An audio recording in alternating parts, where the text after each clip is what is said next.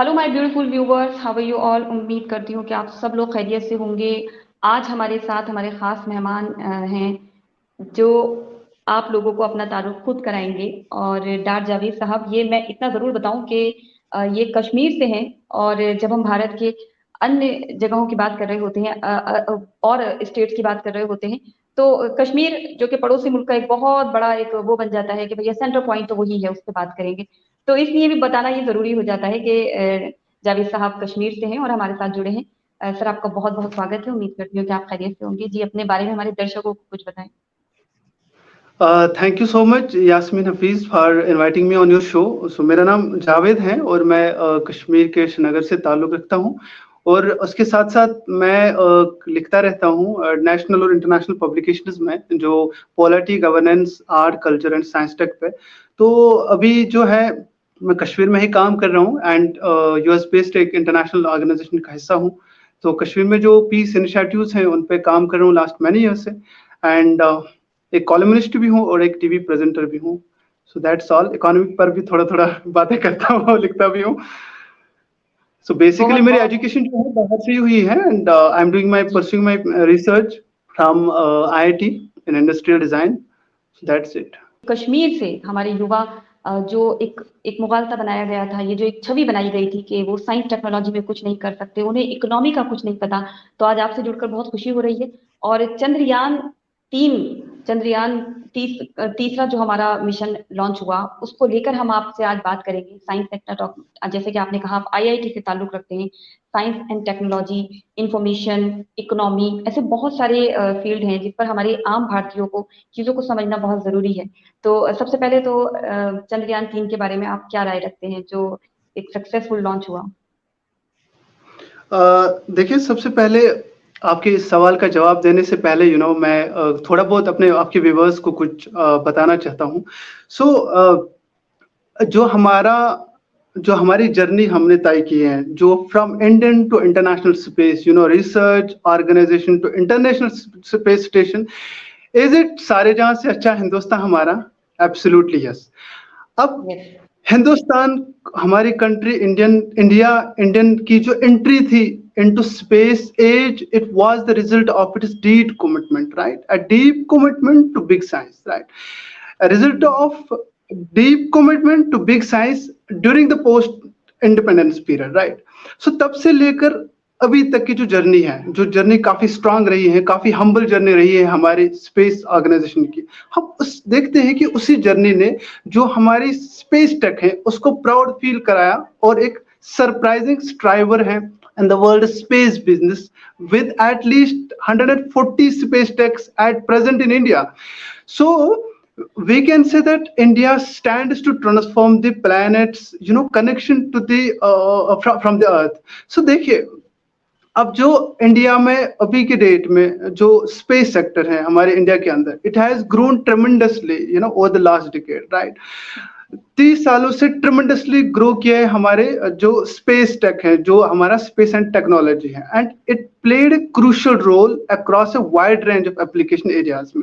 जैसे हम satellite broadcasting की बात करते हैं, जैसे हम वेदर फोरकास्टिंग की बात करते हैं, हम जियोलॉजिकल स्टडीज की बात करते हैं, हम डिजास्टर मैनेजमेंट की बात करते हैं, हम एग्रीकल्चर की बात करते हैं। देखिए, अभी तक जो ये इंडस्ट्री है ये गवर्नमेंट के ही अंडर काम करती थी, राइट? स्पेस टेक, और वही गवर्नमेंट लिमिटेड प्राइवेट इंटरवेंशन था। लेकिन अभी के डेट में आप देखेंगे कि हमारी एडवांसमेंट टेक्नोलॉजी इतनी हुई है कि अभी हमने ड्राइव इन किया, कमर्शलाइजेशन किया, जहां पे हमारी गवर्नमेंट ने ब्रॉट किया systematic reforms to facilitate the participation of the private players in space tech, right? क्योंकि हम बहुत बड़ी ताकत बन रहे हैं, स्पेस पावर बन रहे हैं ग्लोबली।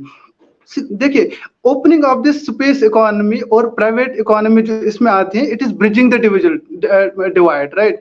एंड जो इनोवेशंस कैटपुलेट कर रहे हैं इंडिया को टू द फोर फ्रंट, ये हमारे इंडिया को बहुत आगे ले जा रहे हैं। देखिए, हमारे अभी की डेट में 2025 तक हम 13 बिलियन स्पेस टेक जो है इकोनॉमी रीच करेंगे, जहाँ पे हमारा इनोवेशन थ्राइविंग होगा, जहाँ पे स्पेस बिजनेस थ्राइविंग होगा।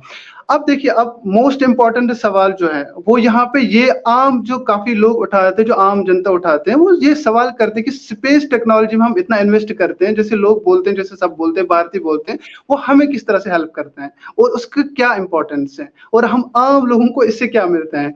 देखिए, ये समझने की बातें हैं और मैं इस पे सिंपल टर्म्स में एक्सप्लेन करने की कोशिश करूंगा। देखिए, space technology is helping and has helped India in many ways, right. अगर आप सबसे पहले कम्युनिकेशन की बात करें, ठीक है, जो इंडियन स्पेस टेक्नोलॉजी है इसने इम्प्रूव किया हमारी कम्युनिकेशन को अक्रॉस द कंट्री। देखिए, आप हमारे जो सैटेलाइट्स है, they are used to transmit television, telephone calls, हम मैं और आप बात करते हैं, देश के किसी भी कोने में हम किसी से बात करते हैं, इंटरनेट डेटा हम चलाते हैं, और ये हमारी अपनी सैटेलाइट्स है, देश की सैटेलाइट्स है। हमारी जो Indian space research organisation ISRO ने ये चीजें बनाई है, इवन टू रिमोट एरिया जहाँ पे डिफिकल्ट है कि केबल ले करना, इट हेल्प्स पीपल की इन एक्सेस इंफॉर्मेशन जो हमें मिलती है वो उसमें। जो हम वेदर फोरकास्टिंग की बात करते हैं, हम बेसिक चीजें बोलने की कोशिश कर रहा हूं मैं, किस तरह से स्पेस टेक हमें हेल्प कर चुका है और हेल्प करता आ रहे हैं। देखिए, स्पेस टेक्नोलॉजी में इनेबल हम होता है एक्यूरेट फोरकास्ट सैटेलाइट्स, जिससे हमें स्पेशल इंस्ट्रूमेंट्स मॉनिटर हो जाते हैं। क्लाउड फॉर्मेशन है, जैसे एटमॉस्फेरिक कंडीशंस को हम रीड करते हैं, राइट। ये जो इंफॉर्मेशन है ये हेल्प करते हैं हमारी मेट डिपार्टमेंट को, हमारे लोगों को, to prevent from the weather event, जैसे साइक्लोन आता है, स्टॉर्म्स आता है, रेनफॉल आता है। It is crucial for planning agriculture activities, कब हम ये करें तो वो ये इसी से पता चलता है। इसी तरह से अगर हम बात करेंगे नेविगेशन की, देखिए हम और आप यूज करते हैं जीपीएस, जो हम किसी भी प्लेस पे जाने के लिए हम ग्लोबल पोजिशनिंग सिस्टम यूज करते हैं, जो हम अपने फोन में यूज करते हैं फॉर डायरेक्शंस, कहीं भी जाते हैं। तो India space technology has its own navigation system, ठीक है, हमें पता चलता है हम कहाँ पहुंच रहे हैं, direction, it's a navigation constellation system. So navigation Indian constellation system uses a network of satellites to provide accurate positioning and timing services for navigation purposes, जहाँ पे हेल्प कर रहे हैं people find their way while driving और while tracking, right. और ये चीजें हमें हमारी ही स्पेस टेक्नोलॉजी दे रही है। इसी तरह से अगर रिसोर्स मैपिंग की हम बात करेंगे, देखिए satellite equipment with high resolution and sensors, ये कैप्चर करते हैं images of the earth surface. These images are used right to map and monitor the natural resources and forests कहाँ से हैं, आपके वाटर बॉडीज कंट्री में कहाँ से हैं, आपके मिनरल्स कंट्री में कहाँ से हैं, गैसेस कहाँ से निकलते हैं, कंजर्वेशन एफर्ट्स कहाँ से क्या होने चाहिए, और ये आइडेंटिफाई करते हैं पोटेंशियल रिसोर्सेज को, ठीक है मैडम।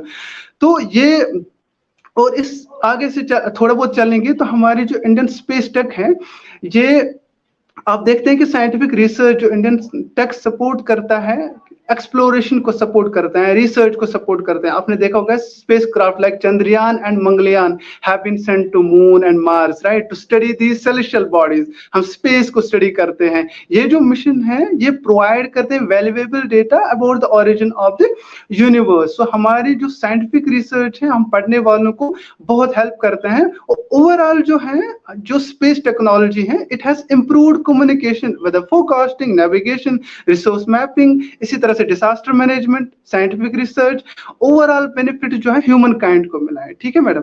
अब सवाल है यहाँ पे कि how good is for India to invest in space technology. देखिए, इन्वेस्टिंग इन स्पेस टेक्नोलॉजी जो है, it has been highly beneficial, right. अगर आप रीजन ढूंढने की कोशिश करोगे, आपको नेशनल डेवलपमेंट सबसे पहला नजर आएगा। और अगर आप देखोगे, जब हमारी जर्नी स्टार्ट हुई थी 1963 में, और 1975 में पहला जो हमने मिशन सक्सेसफुल किया था इंडियन स्पेस रिसर्च ऑर्गेनाइजेशन के द्वारा, और इस बीच जो है हमारा जो कमिटमेंट था, जो मकसद था हमारी कंट्री का, वो यही था कि किस तरह से नेशनल डेवलपमेंट हो, किस तरह से सोशल डेवलपमेंट, इकोनॉमिक डेवलपमेंट लोगों की हो, रादर देन कि हम उससे बाहर निकल कर कोई और चीजें करें, किस तरह से कनेक्टिविटी को स्ट्रॉन्ग करें, किस तरह से कम्युनिकेशन स्ट्रॉन्ग करें, एग्रीकल्चर लोगों को हेल्प करें, राइट, अपने पीजेंट्स को हेल्प करें। यही था कि नेशनल डेवलपमेंट था। अभी आप देखेंगे कि स्पेस टेक्नोलॉजी जो है, it contributes to the overall development of the country, right. ये एनहांस करते हैं नेटवर्क को, जो मैंने आपको बताया, इनेबल करता है बेटर फोरकास्टिंग, जैसे मैंने आपको बताया। और ये जो एडवांसमेंट है, ये डायरेक्टली इंपैक्ट करते हैं हमारे सेक्टर्स को, लाइक एग्रीकल्चर है, लाइक हमारा ट्रांसपोर्टेशन है, हमारा डिजास्टर मैनेजमेंट, जैसे मैंने बोला, हमारा अर्बन प्लानिंग किस तरह होनी चाहिए, वो है। और इससे क्या होता है, इससे डेफिनेटली इकोनॉमिक ग्रोथ हो जाती है, इकोनॉमिक बूस्ट हो जाता है। अगर आप दूसरी चीजें देखोगे टेक्नोलॉजिकल एडवांसमेंट में, तो अगर हम इन्वेस्टमेंट जब हम करते हैं टेक्नोलॉजिकल एडवांसमेंट में, स्पेस टेक्नोलॉजी में, इट स्टिमुलेट्स टेक्नोलॉजिकल इनोवेशन हो जाती है। इनोवेशन जब आता है, एनकरेज करता है हमारे रिसर्च को, हमारे डिफरेंट साइंटिफिक डिसिप्लिन को, जैसे इंजीनियरिंग है, मटेरियल साइंस है, कंप्यूटर साइंस है, एंड रिमोट सेंसिंग है। इससे नए नए क्रिएशन, नए नए टेक्नोलॉजीज बन जाते हैं, नए प्रोडक्ट्स क्रिएट बन जाते हैं, नए सर्विसेज क्रिएट बन जाते हैं, और जिनके बेनिफिट्स मल्टीपल सेक्टर्स में और इकोनॉमी में होती है, और ओवरऑल इकोनॉमिक ग्रोथ होती है, फॉस्टरिंग इंडस्ट्रियल ग्रोथ होती है। तो लोगों को ही, आम लोगों को ही वो डायरेक्टली और इनडायरेक्टली हेल्प हो जाता है। एम्प्लॉयमेंट अपॉर्चुनिटी की बात करें, स्पेस टेक से कितने एम्प्लॉयमेंट, बहुत बड़ी एम्प्लॉयमेंट जनरेट होती है, वेरियस फील्ड्स में जनरेट होती है। देखिए स्किल्ड इंजीनियर्स बन जाते हैं, scientist, technicians, scientific staff, design staff, building, launching operates. जो नेशनल सिक्योरिटी की अगर हम बात करें, मोस्ट वाइटल इंपॉर्टेंट, ये क्रूशियल रोल हमारे नेशनल सिक्योरिटी सेक्टर में करता है। सैटेलाइट हेल्प करता है हमारे मॉनिटर, हमारे बॉर्डर्स को, गैदर इंटेलिजेंस इनपुट्स में हेल्प करता है, ensure security of the country, right. So इससे हेल्प हो जाता है सर्विलेंस करने में, अर्ली वार्निंग सिस्टम में, डिफेंस पर्पस में स्ट्रेंथ करता है नेशनल डिफेंस कैपेबिलिटीज को, और हमारे सेफ गार्ड करता है हमारी कंट्री के नेशनल इंटरेस्ट्स को, राइट। और एक चीज की हमारा इंटरनेशनल कोलैबोरेशन बढ़ जाता है। देखिए इंडिया को एक पावर के हिसाब से अभी वर्ल्ड देख रही है। सो जब से स्पेस रिसर्च ऑर्गेनाइजेशन ने प्राउड हमें फील कराया है, तो एक पावर बन चुका है हिंदुस्तान, बाकी मुल्कों को टक्कर मिल रहा है एशिया में। एक चाइना के साथ साथ हम एशिया को, हम चाइना को टक्कर दे रहे हैं। तो अभी अगर आप देखोगे, रिसेंटली हमारे प्राइम मिनिस्टर साहब यूएस गए थे, तो यूएस में सुपर पावर होने के नाते उन्होंने क्या बोला, हम इंडिया के साथ ज्वाइंट स्पेस मिशन प्रोग्राम्स करेंगे। बहुत बड़ी बात है, उन्होंने एक्नॉलेज किया, उन्होंने एक्सेप्ट किया इंडिया की ग्रोथ को, इंडिया की स्पेस पावर को। सो इंडिया ने ऑलरेडी कोलैबोरेट किया हुआ है बहुत कंट्रीज के साथ, स्पेस एजेंसीज के साथ, ज्वाइंट डेवलपमेंट के साथ लॉन्च मिशन हो रहे हैं, और इन सब से जो है technological transform, knowledge sharing, diplomatic relations हमारे स्ट्रांग हो रहे हैं। It is all this is positioning India as a powerful in the global scenario. और ये जो सब चीजें हो रही हैं स्पेस टेक्नोलॉजी में, पूरी कंट्री का ही फायदा है, पूरी कंट्री का फायदा है। जो अचीवमेंट स्पेस टेक्नोलॉजी में होते हैं, ये कैटलिस्ट का रोल अदा करते हैं for innovation, for motivating young minds like us in science, in tech and in physics, and thereby helping our country to develop very strong. ठीक है मैडम, तो ये हो गया कि किस तरह से हमारी जो स्पेस टेक्नोलॉजी जो है वो हमारे मुल्क को किस तरह से आगे ले जाने में हेल्प कर रहा है। तो अभी जो बेसिक जो आपने सवाल हमसे किया चंद्रयान के बारे में, तो चंद्रयान 3 जो हमने 1, 2 एंड अभी 3 हम लॉन्च कर रहे हैं, इससे जो है it will make India the 4th country after US, China and Russia to lead its own spacecraft on the surface of the moon. एक बहुत बड़ी बात है। देखिए हम लोगों को, आम जनता को, हम सबको ये समझना होगा कि हमारी कंट्री को डेवलप्ड बनाने के लिए, सबों की इकोनॉमी बढ़ाने के लिए, एक कंट्री को इकोनॉमिक प्रॉस्पेरिटी के लिए स्पेस टेक्नोलॉजी का डेवलप होना, एक पावरफुल बनना बहुत इंपॉर्टेंट है। तभी जाके हम पूरे विश्व में, पूरी दुनिया में स्ट्रांग बन सकते हैं। ठीक है मैडम। अच्छा, आपने मेरे एक सवाल में, मेरे जो और सवाल थे उनका आपने एक जवाब दे दिया, और मैं कुछ पॉइंट आपके नोट भी करती जा रही थी। जो आपने, मेरा सवाल जो था चंद्रयान 3 को लेकर था, लेकिन वहां पर आपने फ्रॉम स्टार्टिंग पॉइंट, आपने लास्ट पॉइंट तक की बातें हमारे सामने जाहिर कर दी, और क्या डिफरेंट डिफरेंट फील्ड में स्पेस का क्या आज रोल है, इसरो की क्या महत्वता है, साइंस एंड टेक्नोलॉजी कितनी ज्यादा महत्वपूर्ण है, आपने जो सारा जिक्र किया। और इसमें जहां हम देखते हैं जो और ममालिक हैं वो स्पेस प्रोग्राम्स का यूज वेपनाइजेशन के लिए कर रहे हैं, लेकिन भारत का आपने कहा कि ह्यूमन सेंट्रिक है, ह्यूमन डेवलपमेंट पे फोकस है भारत का। जैसे इकोनॉमी में भी आपने बताया कि भारत को स्पेस प्रोग्राम से क्या फायदा मिलेगा, और इससे आगे जाकर कितना हम डेवलप करने वाले हैं, और चीजों को कहाँ रिप्रेजेंट करेंगे, उसमें एक पूरे मुल्क की तरक्की आ जाती है, बहुत सारी चीजें आ जाती हैं। अच्छा, जब हम भारत के स्पेस प्रोग्राम की, स्पेस जर्नी की बात करते हैं, स्टार्टिंग में सतीश धवन सर जो इसरो के चीफ बने थे, तब उन्होंने सैलरी के तौर पर 1 रुपया लिया था, और इसी इसी एफिशिएंसी की लेगेसी को कंटिन्यू रखते हुए हम इसरो को आज भी देख रहे हैं। जब चंद्रयान 2 था तो वो 870 करोड़, और अभी चंद्रयान 3 मिशन जो कि और ज्यादा क्रुशियल और ज्यादा क्रिटिकल था और सारी दुनिया की निगाहें थी भारत के ऊपर, और ये 615 करोड़। उसके बावजूद भी कहा जाता है कि स्पेस में क्यों पैसा लगाया जा रहा है, क्या इससे फायदा मिलेगा, जो कि आपने अभी इतना डिटेल्स में हमारे दर्शकों को बताया भी कि क्या क्या छोटे से लेके बड़ा क्या तक फायदा होगा। फिर भी मैं हमारे दर्शकों को भी ये बताना चाहूंगी, पिछले 20 सालों से कॉन्स्टेंटली हमारे स्पेस प्रोग्राम का बजट बढ़ रहा है, लेकिन फिर भी ये जीडीपी का सिर्फ 0.8% है। सिर्फ 0.8% में हम चांद पर पहुंच गए हैं, और आपने कहा मून पर, मार्स पर, उसके साथ साथ हम आदित्य L1 के साथ सूरज पर भी जा रहे हैं। तो इतनी ये एक गर्व की बात है, साथ ही साथ ये एक सीखने की बात है, सारी दुनिया सीख रही है। और इसीलिए जब चंद्रयान 3 लॉन्च हुआ तो पूरे देश में एक खुशी का, एक सेलिब्रेशन का, एक फेस्टिवल का एक ऐसा लग रहा था माहौल है। भारत का मैं ये आपसे जरूर जानना चाहूंगी, अंतर्राष्ट्रीय स्तर पर आप कहाँ देखते हैं, क्योंकि भारत ने अब तक 28 देशों के लगभग 239 के करीब लगभग इतने ही सैटेलाइट विदेशों के भी लॉन्च किए हैं। तो इससे भारत की इकोनॉमी में कितना इससे फायदा होगा, और इसको आप किस तरह देखते हैं? जी देखिए, जाहिर सी बात है, आपने एक बेहतरीन सवाल किया और मैं आपको थोड़ा लिटिल, अगर आप देखोगे, मैं न्यूयॉर्क टाइम्स में रिसेंटली एक आर्टिकल आया था और बहुत ही अच्छा आर्टिकल छुपा था। आर्टिकल का उन्वान था India can counter China. India can counter China, जो कि एशिया में और ग्लोबल लेवल पर चाइना को एक बहुत बड़ा स्ट्रॉन्ग इकोनॉमी मानी जाती है, ठीक है, यूएस के बाद।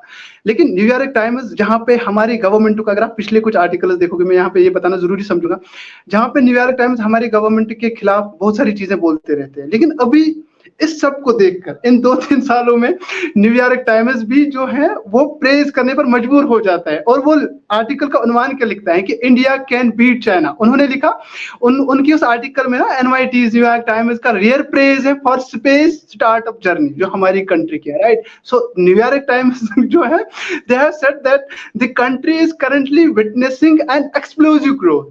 तो इस तरह का स्टेटमेंट बताया। मंगलयान लॉन्च किया गया था तो ये वही न्यूयॉर्क टाइम्स है जिसने हमारा मजाक उड़ाया था कार्टून बनाकर।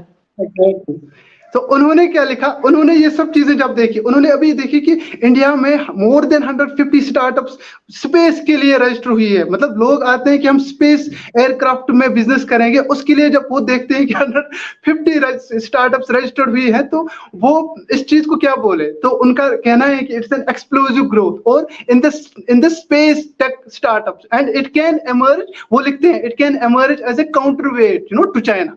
सो द आर्टिकल टाइटल, उन्होंने टाइटल इसका क्या लिखा था, the surprising drivers in the world of Indian business spacecraft. So उन्होंने इस चीज को नोट किया है that India has now become a hub कि जो अपने ओर से, अपने तौर तरीकों से, अपने व्हीकल लॉन्च से मून पे, मार्स पे, बाकी जगहों पे जाता है। देखिए, अगर हम थोड़ी बहुत इकोनॉमी, जो आपने बताया, अभी के डेट में हम बोलते ही हैं कि रिसेंटली इंडिया ने एक और कारनामा किया कि हमने चाइना को पीछे छोड़ दिया। वी बीट चाइना, हमने चाइना को बीट किया। किसमें बीट किया? Now we are the fastest growing emerging investment economy in the world. हम यहाँ पर इमर्जिंग जो इन्वेस्टमेंट बन रहा है हिंदुस्तान, उस सब को जब हम जोड़ते हैं और स्पेस में हम कितनी चीजें कर रहे हैं, एक बहुत बड़ी बात है। आप देखिए, इसरो ने रिसेंटली जो फ्रांस के साथ भी टाई अप किया, इंजन कुछ बना रहे हैं यहाँ पे, एयरक्राफ्ट के इंजन, जो DRDO है हमारा, वो भी इसरो का एक हिस्सा है, डिफेंस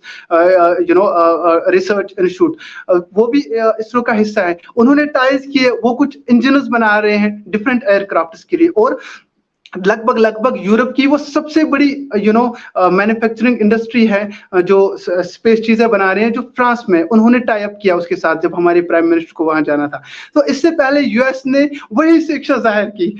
अब आप इसको रिलेट कर सकते हैं कि जब एक सुपर पावर कंट्री ये बोले कि हम जी इस डेवलपिंग कंट्री के साथ स्पेस मिशन पे काम करना चाहते हैं, तो आप वहां पे वो नजरिया अपना लगा सकते हैं कि अब हिंदुस्तान ने कितनी पकड़ी है और कितना स्ट्रॉन्ग इकोनॉमी कितनी बिल्ड हो जाएगी। जब, जैसे मैंने अभी आपसे फरमाया कि हमारी जो 3-4 चीजें हमारे स्पेस रिसर्च को बहुत स्ट्रांग करती है।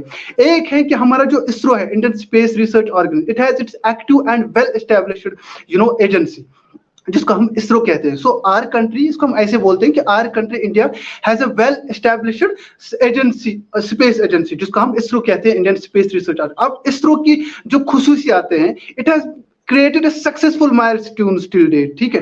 अभी तक आप देखोगे launched several notable milestones। हम ल्यूनर मिशन की बात करें, हम चंद्रयान 1 की बात करें, 2 की बात करें, हम मंगलयान की बात करें, अभी चंद्रयान 3 की बात करें, और जो मोस्ट इंपॉर्टेंट दूसरा चीज हमारी कंट्री का रहा है दैट इज लॉन्चिंग कैपेबिलिटी। देखिए हमारी कंट्री एशिया में, चाइना भी है, लेकिन हमारी कंट्री का खुसूसियत ये है कि इंडिया पोजेसेस इट्स ओन, हमारे पास अपनी खुद की चीजें हैं। क्या? लॉन्चिंग कैपेबिलिटी है। जो हम लॉन्चिंग सैटेलाइट करते हैं, जिसके लिए 2 तरह की व्हीकल्स हमारे पास अपने हैं, GSLV है या PSLV है। अगर आप नेबरिंग कंट्री में, वहां पर भी जाऊंगा थोड़ी देर में, मुझे आप इजाजत दीजिए, मैं वो पूरा एनालिसिस करूंगा, लेकिन मैं बोल रहा हूं कि हमारे मुल्क की खुसूसियात है। एक हमारा अपना एस्टैब्लिश्ड वेल इसरो सेंटर है, वेल एजेंसी है, स्पेस एजेंसी। दूसरा हमारी अपनी कैपेबिलिटी है, लॉन्चिंग कैपेबिलिटी, हमारे अपने व्हीकल्स हैं, सैटेलाइट लॉन्च करने के लिए फॉरेन से लाना नहीं पड़ता है। और तीसरा हमारा अपना सैटेलाइट टेक है। तो इंडिया जो इस डेवलपमेंट में, जैसे हमने कनेक्टिविटी की, हमने डिजास्टर मैनेजमेंट हम बोलते हैं,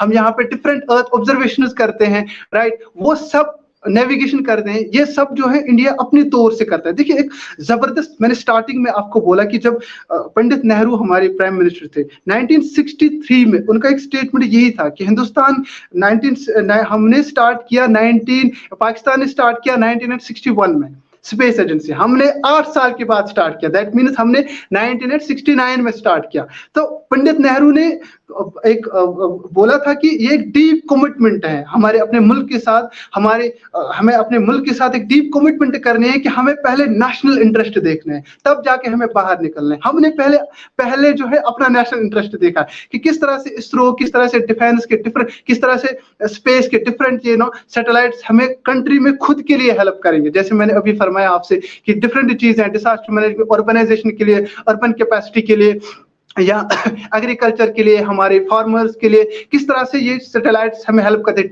टीवी केबल्स के लिए, हमारी कनेक्टिविटी के लिए अपनी सैटेलाइट्स हैं, और अपने लॉन्चिंग व्हीकल्स है, अपने लॉन्चिंग पर किस तरह से हमें हेल्प करता है। अब जरा आपने जो चंद्रयान 3 का, मैं थोड़ा बहुत यहाँ पे ये भी बता दूं, चंद्रयान 3 जो है, दिस मिशन ये इंपॉर्टेंट क्यों है? क्योंकि it will carry a suit of 7 advanced instruments. इसका ये पहुंचेगा वहां पे ऑलमोस्ट 23 अगस्त को, तो 42 डेज इसको लगेंगे लॉन्चिंग, जब से हमने लॉन्च किया। It will take 42 days.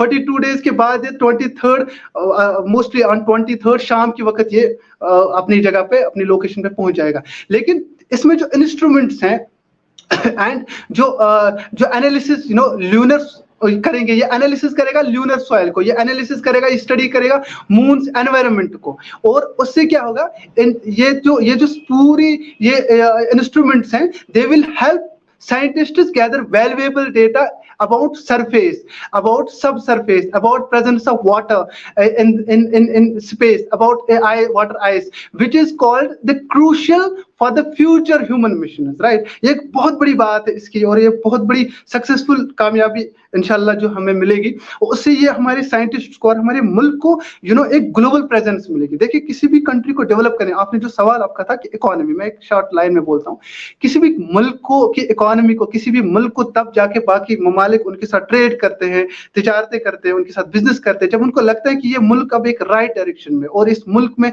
वो चीजें, सब चीजें हो रही है, और हमारे मुल्क में वो सब चीजें हो रही है।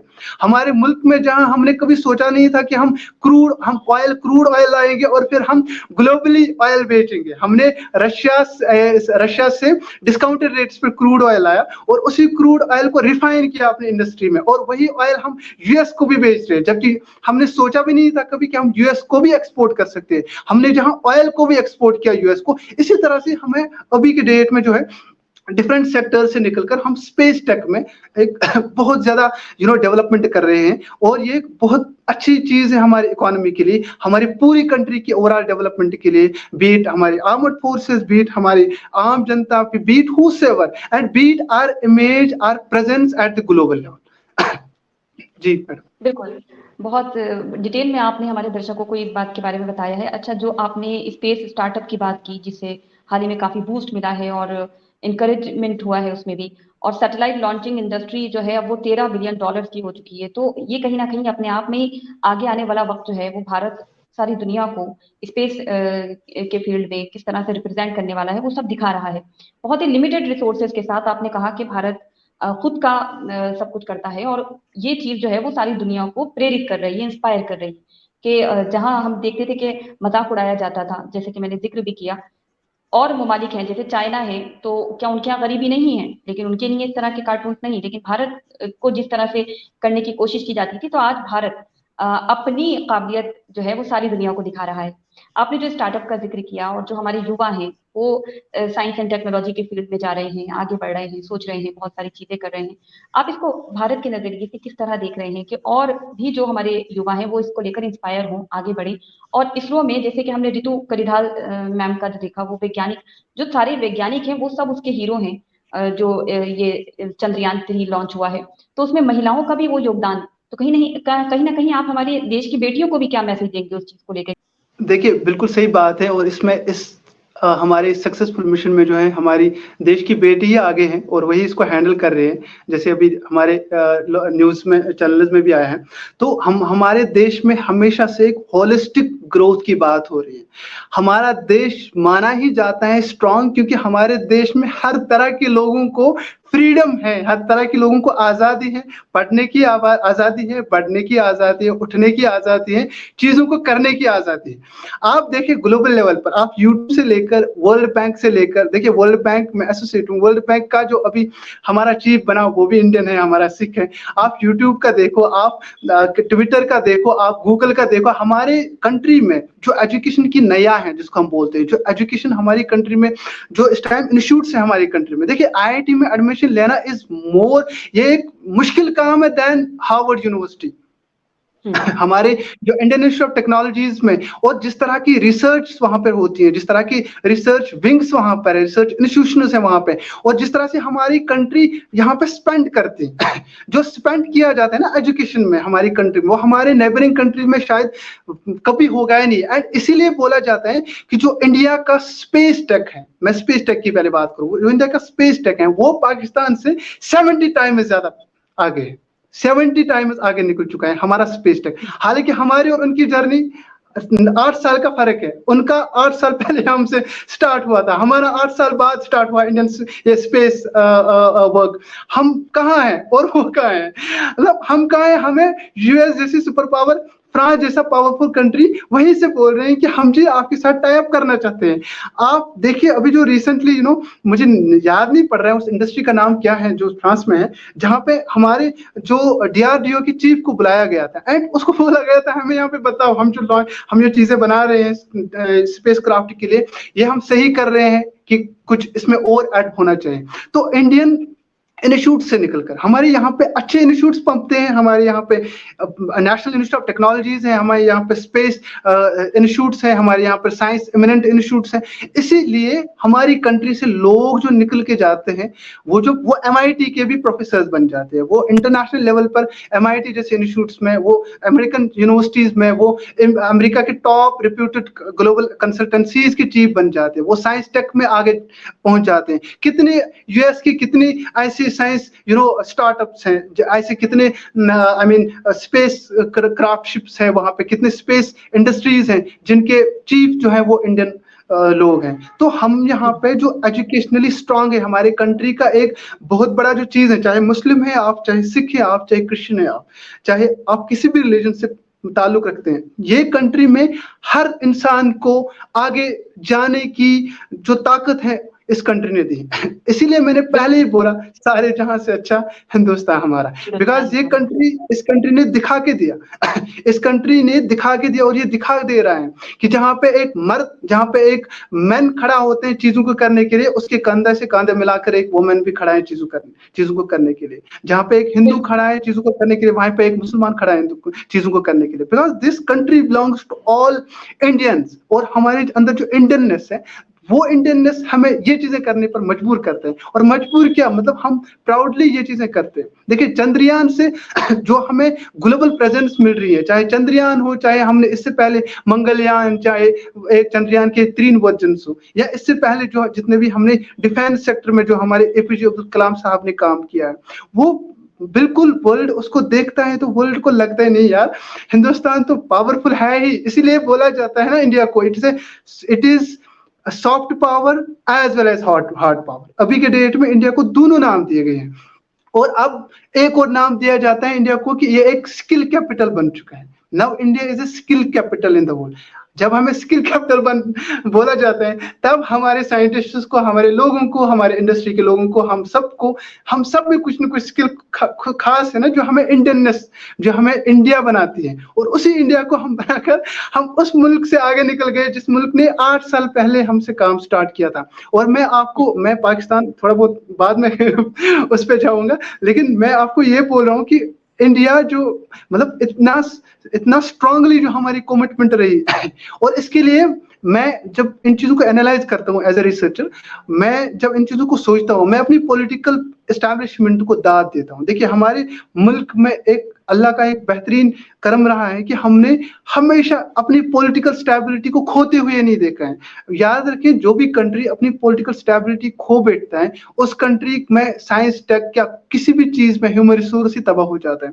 हमने हर गवर्नमेंट को 5 ईयर दिए, फिर उसी गवर्नमेंट को अगर नेक्स्ट 5 ईयर दिए, फिर से दिए, बट हमने कभी पॉलिटिकल इंस्टेबिलिटी में नहीं रहे। हमने पॉलिटिकल लीडरशिप को, हमारे पॉलिटिकल लीडरशिप ने अपने विजन को, जो उनका मैनिफेस्टो होता था, चाहे वो स्पेस के रिलेटेड हो, चाहे वो लड़कियों के रिलेटेड हो, चाहे वो मेन के रिलेटेड, चाहे वो एम्पावरमेंट के रिलेटेड हो, जितने प्रोग्राम्स इंडिया के अंदर ना वुमेन एम्पावरमेंट में होते हैं, उतने प्रोग्राम्स हमारे नेबरिंग कंट्री में शायद जब तक उनकी क्रिएशन रहेगी तब तक भी नहीं होंगे। क्योंकि हमारी कंट्री में जो भी सरकार आती है 5 ईयर के बाद, या उनका एक विजन है, वो मैनिफेस्टो के साथ चलते हैं कि हम, हमारी लड़की को क्या चाहिए, नारी शक्ति है, उसको क्या चाहिए, हम मेक इन इंडिया। देखिए, इस सब में मैं आपको ये एक चीज जरूर बताते चलूं, इंडियन स्पेस रिसर्च ऑर्गेनाइजेशन या ये जो हमारे स्पेस टेक है, इन्होंने तरक्की बहुत पहले से की हुई है। लेकिन इस प्रेजेंट गवर्नमेंट ने, जब से नरेंद्र मोदी जी प्राइम मिनिस्टर आए, एक दो चीजें इन्होंने बड़ी स्ट्रांग जबरदस्त कर ली। एक है make in India programme. Make in India programme हम सबों को इंडियननेस के ओर लेता है कि हम सब वोकल फॉर लोकल, हम जो बनाते हैं वही चीजें इस्तेमाल करें, वही पहने, वोकल फॉर लोकल, कि हम सबों में वो इंडियननेस, हमारे कल्चर का, हमारे आर्ट का, हमारे क्राफ्ट का, हमारी साइंस टेक का कुछ न कुछ कैरेक्टरिस्टिक हमारे अंदर बैठ जाए। वही मेक इन इंडिया प्रोग्राम के अंदर ये सब चीजें हुई। तो एक दूसरा चीज जो हुआ, FDI, foreign direct investment, ease किया गया कि जो इंडिया में स्टार्टअप्स करना चाहते हैं, कोई फॉरेन कंपनी जो ना इंडस्ट्री इंडिया में स्टार्टअप करना चाहते हैं, बाकी मुल्कों के बावजूद हमने बहुत सारी चीजें ईज कर ली। आई मीन, उसका जो ब्यूरोक्रेटिक प्रोसेस होता था, बहुत कठिन होता था, बहुत मुश्किल होता था, उसको ईज किया। और उसका जो टैक्स होता था, उस पर भी बहुत सारी मॉडिफिकेशंस की गई। तो इस सब ने हिंदुस्तान को एक इमर्जिंग इन्वेस्टमेंट मार्केट बनाया, और हम वहां भी कामयाब हो रहे हैं। और स्पेस टेक में तो इंशाल्लाह 23 अगस्त को बहुत बड़ी न्यूज सामने आएगी, और हम सब प्राउडली उस चीज को सेलिब्रेट करेंगे। बिल्कुल बिल्कुल, और पूरा देश उस वक्त के इंतजार में है। और आपने ये बहुत अच्छी बात कही पाकिस्तान के साथ जो आपने कहा। खैर, मैं इस मामले में तो पाकिस्तान को दूर दूर तक कंपेयर भी नहीं कर रही हूँ, क्योंकि वो कहलाता है एक कर्जों की धरती, और एक मतलब सिर्फ कर्जा ही कर्जा वहां दिया जाता है। भारत अब एक इन्वेस्टमेंट लैंड कहला रही है, तो जमीन आसमान का फर्क हो जाता है, और यहाँ तो जमीन और चांद का फर्क हो गया है। तो तुलना यहाँ ठीक बैठती नहीं है। हालांकि हम काफी देख रहे हैं, वो लोग इस बात को लेकर कंपैरिजन कर रहे हैं। बजाय कंपैरिजन करने के सीखना, जैसे कि आपने कहा, दुनिया सीख रही है कि लिमिटेड रिसोर्सेज के साथ भारत चांद पर पहुंच चुका है। और एक बार हम असफल हुए, लेकिन हमने उस असफलता से सीखा। हमारे साइंटिस्ट ने उस चीज को और इम्प्रूव किया, और आज रिजल्ट हमारे सामने है, और इंशाल्लाह आगे आने वाले वक्त में भी हम वो चीजें देखेंगे। मैं आपसे जाते जाते एक सवाल जरूर करूंगी, क्योंकि हमारे दर्शकों में हमारे एस्पिरेंट्स भी हैं जो कंपटीशन एग्जाम की तैयारी कर रहे हैं। उन्हीं में से एक सवाल ये था, why only Sriharikota for rocket launch. बहुत सारे बच्चे देख रहे हैं, तो वो एक सवाल रहता है। तो इस बारे में आप हमें, हमारे दर्शकों से क्या कहेंगे? चूंकि श्रीहरिकोटा एक स्मॉल आइलैंड है आंध्र प्रदेश का, 90% हम देखते हैं रॉकेट लॉन्च वहीं से होता है, तो इसका रीजन। जी सही बात है। देखिए, जो ये ideal location for choosing this ideal location for launching India's satellite goes back to 1961। हमें वो चीजें देखना पड़ेगा जब हिंदुस्तान इंडिजिनस सैटेलाइट डेवलप करने की कोशिश में था। तो ये जो पूरा प्रोग्राम था, इसको सुपर हेड कर रहा था विक्रम साराभाई, जो फाउंडर है इंडियन स्पेस प्रोग्राम की। उसने उस टाइम, ये मैं एक बुक को कोट कर रहा हूँ, from fishing hamlet to red carpet, एक बुक लिखी गई है जिसको एडिट किया फिर फॉर्मर इसरो साइंटिस्ट ने। उन्होंने लिखा है, तफसील दी है कि किस तरह से साइंटिस्ट्स को बोला उन्होंने कि जगह को चूज करना होगा.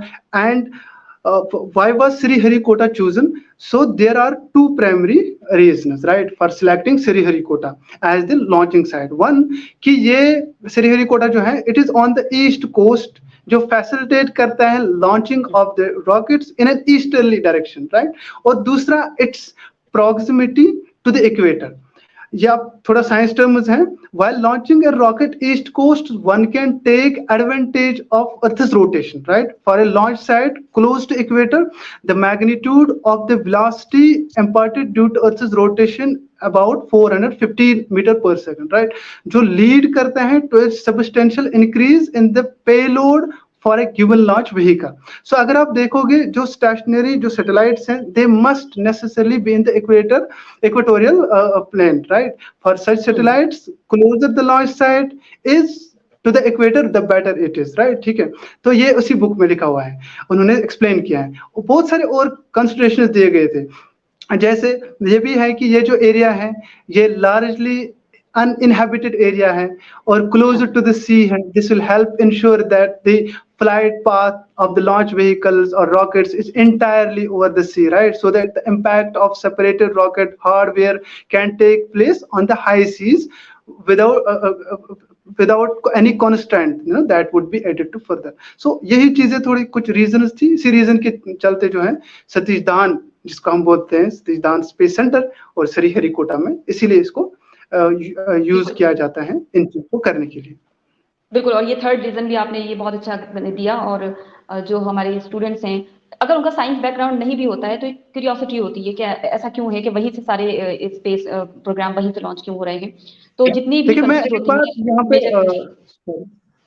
जी मैं एक बात बोलना भूल गया यहाँ पे, as a Kashmiri and as हम लोगों को प्राउड फील क्यों करना चाहिए. देखिए मैं रिसेंटली एक चीज पढ़ रहा था कि टाइम्स ऑफ इंडिया ने लिखा था और पाकिस्तानी डॉन ने एक्चुअली वो किया था. पाकिस्तान में एक साइंटिस्ट हैं जी, ठीक है, उन्होंने अपनी कंट्री की, वो एक डॉक्टर भी हैं, कुछ साइंटिस्ट हैं, उन्होंने अपनी कंट्री की बहुत ज्यादा क्रिटिसाइज कर ली, क्योंकि वो बोलते हैं कि जब भी हिंदुस्तान कुछ करता है तो पाकिस्तान बोलता है ये वेस्टेज ऑफ टाइम कर रहे हैं, ठीक है. सो डॉक्टर फारूक है एक, उन्होंने ट्वीट किया था और बड़ा जबरदस्त ट्वीट था, मुझे बहुत मजा आया था. उन्होंने लिखा था कि we always criticise India's sort of missile missions and satellite programmes, and there is a certain group in the Pakistan that does that.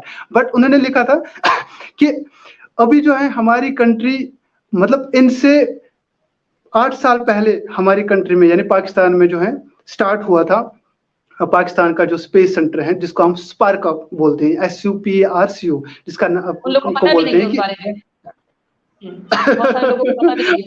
पता भी नहीं है. It's a space and upper atmospheric research centre जो पाकिस्तान में उन्होंने उसमें लिखा था कि अभी हम एक सैटेलाइट भी नहीं मतलब भेज रहे हैं, और हमारे पास अगर जब हमें कोई स्पेस मिशन करना होता है, हमें फॉरेन व्हीकल्स की जरूरत पड़ती है, जबकि इंडिया के पास अपना सब कुछ है.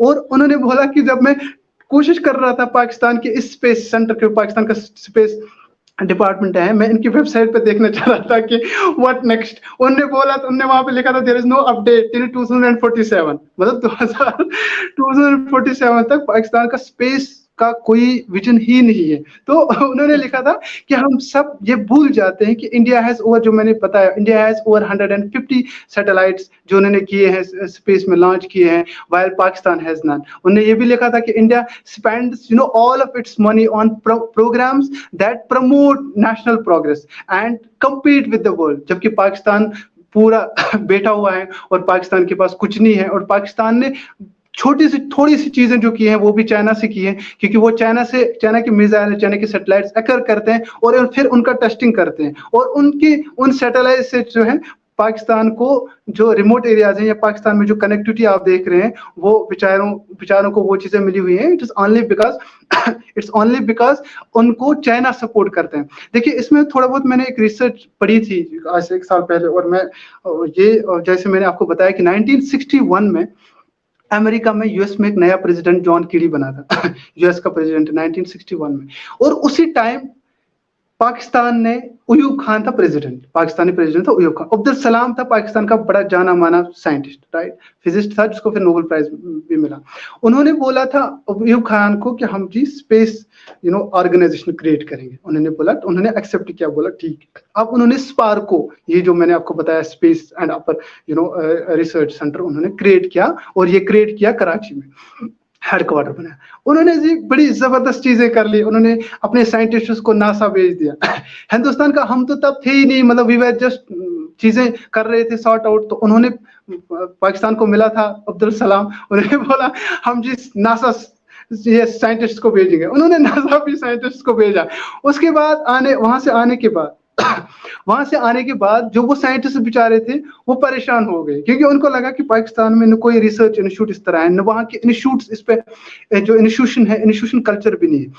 इसके मध्य मुकाबले में हमारा इंडिया क्या कर रहा था उन 8 सालों में? हमारा इंडिया ये इंडियन इंस्टीट्यूट ऑफ IITs बना रहा था, एक्सीलेंट साइंस इंस्टीट्यूट्स बना रहा था। देश के विदेश के बड़े बड़े साइंटिस्ट्स को लाकर स्टूडेंट्स को पढ़ाता था। तो हमने एजुकेशन में इन्वेस्ट किया था, उन्होंने वहां पे इन्वेस्ट किया था हमसे 8 साल पहले, और फिर वो पूरा उनका कल्चर फेल हो गया। आज की डेट में मैं डान को स्टडी करके आया हूं, और मैंने वो जो पूरा आर्टिकल उनका पढ़ा था, दे आर राइटिंग कि there is no future plan as on their website, and they only rely on the missile series testing जो अकेयर करते हैं फ्रॉम चाइना से। एंड पाकिस्तान का जो हाईटेक है, जो उनके एरोस्पेस, जो वो थोड़ी थोड़ी चीजें बनाते हैं, एक्सपोर्ट कुछ नहीं होता है उनका, और हमारा जो एक्सपोर्ट होता है 70 टाइम्स मोर होता है जो पाकिस्तान करता है। थोड़ी चीजें इवन वो चीजें चाइना से बनाते हैं, फिर भी वो compete नहीं कर पाते इंटरनेशनल मार्केट में, और हम 70 टाइम्स मोर एक्सपोर्ट करते हैं। तो बोलना मेरा यही है, मुद्दा मकसद यही है मेरी बात का, कि हम अपने, जब हम एशिया की बात करते हैं, एशिया में हमसे सुपर पावर मुल्क है नहीं कोई। इवन चाइना को हमने बहुत सारी चीजों में आप यूएस के मॉर्गन स्टैनली का रिपोर्ट पढ़े, और मॉर्गन स्टैनली का रिपोर्ट जो है वो वेट करते हैं, आई मीन वो उसका एक इंटरनेशनल प्रेजेंस है।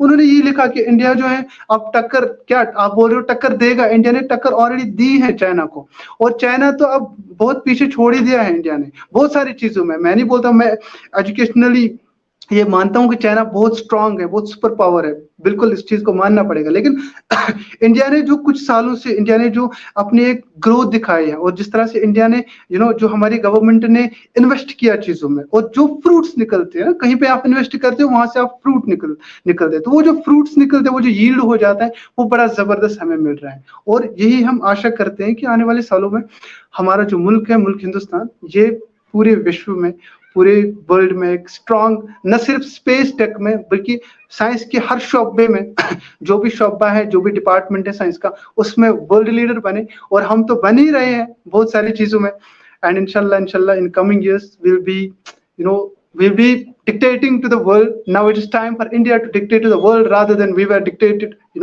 पास्टली हमें डिक्टेट किया जाता था। अब यूनाइटेड नेशंस भी हमें डिक्टेट करता था बहुत सारी चीजों पर, अब वो चीजें भी खत्म हुई है। अब कश्मीर से लेकर कन्याकुमारी तक इंडियन सिटीजन जो है, इंडिया के लोग जो है, वो इंडिया को एक बेटर इंडिया बनाने के लिए कोशिशें कर रहे हैं, और वो कोशिशें जरूर रंग लाएंगी। Thank you. बिल्कुल बिल्कुल बिल्कुल रंग लाएंगी। और जिस तरह से आपने सारा ये डिटेल में हमें बहुत सारी चीजें बताई हैं, मैं उम्मीद करती हूँ कि हमारे प्यारे व्यूवर्स जिनका साइंस बैकग्राउंड नहीं भी है और चीजों को समझने में जो दिक्कत आती है, या जो कमेंट्स मिलते हैं चीजों को से मुताबिक, तो इसलिए मैंने आपसे वो सवाल भी किए। और बहुत खास अहम बात ये भी रही कि जो मैंने शुरुआत में भी जिक्र किया था कि कश्मीर का नाम ले लेके पाकिस्तान ने खूब बैठकर खाया है, लेकिन आज कश्मीर के वही युवा यहाँ पर भारत के साइंस टेक्नोलॉजी के मुतालिक बात कर रहे हैं, और अपने मुल्क को बढ़ता हुआ देख के हम सब खुशी जाहिर कर रहे हैं, क्योंकि हम जानते हैं, जैसे आपने जिक्र किया, कि एक मुल्क तभी तरक्की करता है जब उसका विजन हो, और विजन के लिए स्पेस पे जाना तो एक बहुत बड़ी बात मैं समझती हूँ। उससे ज्यादा इन जो छोटी मोटी चीजें जो हम पाकिस्तान में बिल्कुल नहीं देख रहे हैं, चाहे इनका इकोनॉमी हो, सोसाइटी हो, पॉलिटिकल इंस्टेबिलिटी हो, बहुत सारी चीजें हैं, ये तो वहां काम नहीं कर रहे हैं।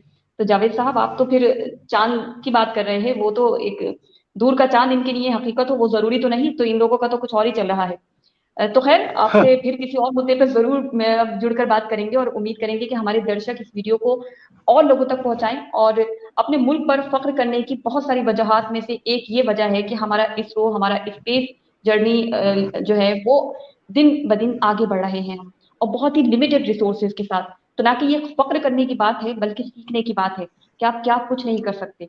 तो इस मुल्क को और तरक्की याफ्ता होना है अभी, और चीजें आगे बढ़नी है, बहुत कुछ बेहतर होना है अभी हमारे मुल्क में। और जो आपने कहा तो 180 डिग्री जो चेंज आ गया है, चाहे वो अंतर्राष्ट्रीय ऑर्गेनाइजेशंस हो, उनके इंस्टीट्यूशंस हो, उनका बात करने का तरीका, इवन उनका जो रिपोर्ट्स में भारत की जो छवि बनाई जाती थी, भारत के बारे में जो कहा जाता था, तो हमारी इस स्पेस जर्नी ने उन सब के मुंह बंद कर दिए हैं कि देखिए कहाँ से शुरुआत की थी और आज भारत कहाँ जा चुका है। बहुत बहुत शुक्रिया जावेद साहब, आपने हमारे साथ वक्त दिया और हमारे ऑडियंस के साथ इतनी इंपॉर्टेंट चीजें बहुत ही आसान अल्फाजों में शेयर की हैं। आप जाते जाते अगर कुछ कहना चाहें तो जरूर हमारे दर्शकों से कहें। जी। यही बोलूंगा कि आपकी चैनल को वो सब्सक्राइब करें, ये दिल से आ गया तो मैंने बता दिया। एंड आल्सो कि हम सब एक एक तरह से रहें, एंड हमारे जो नेबरहुड है, जो नेबरिंग कंट्रीज है, उनको दिखाएं कि India believes in diversity, India believes in oneness, and that's it. बिल्कुल बिल्कुल, बहुत अच्छा। एक एक होकर रहें, कितने भी अख्तलाफात हो, कितनी भी डाइवर्सिटी हो, उसका सबसे खूबसूरत क्वालिटी यही है कि यूनिटी है, और वही बरकरार रखना है, किसी को के भी बहकावे में खुद को नहीं लाना है। और चंद्रयान 3 जिस तरह से लॉन्च हुआ और वो जो फक्र का वक्त था, उसी तरह से और ऐसे वक्त आए, इसके लिए सबको एकजुट होकर काम करना है। बहुत बहुत शुक्रिया जावेद साहब, आपसे फिर जुड़ेंगे, किसी और मुद्दे पर जरूर आपके साथ बात करेंगे। और हमारे दर्शकों से मैं फिर रिक्वेस्ट करूंगी कि वीडियो को शेयर करें और लोगों तक पहुंचाएं। बहुत बहुत शुक्रिया, जय Hind. Thank you. Thank you.